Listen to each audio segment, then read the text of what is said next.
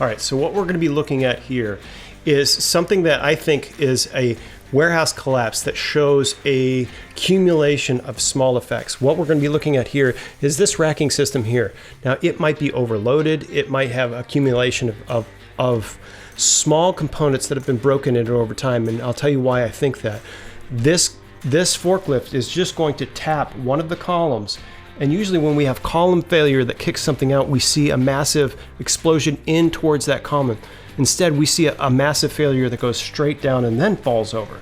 So let's look at what happens here. So slowly, you can see he's trying to scooch by here, but the weight of his load finally taps a column right here.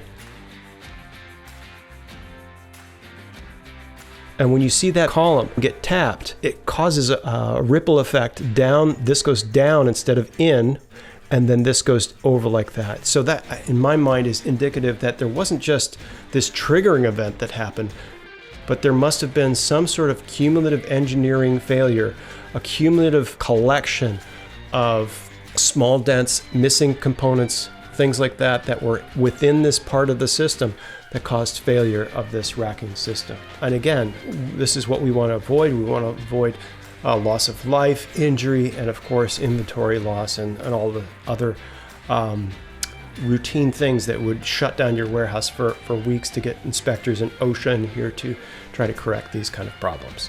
So this is what we want to try to avoid in our racking systems at all costs, the cumulative damages that can cause these kinds of failures.